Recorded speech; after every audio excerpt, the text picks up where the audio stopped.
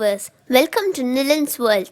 I recently attended a session on mobile photography. I was briefed on the rule of thirds. This is a simple technique which I used in most of my clicks.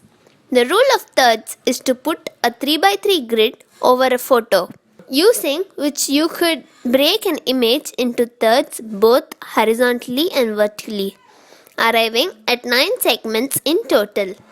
If you place the most interesting element of your photos along one of those lines, your photo will naturally be good.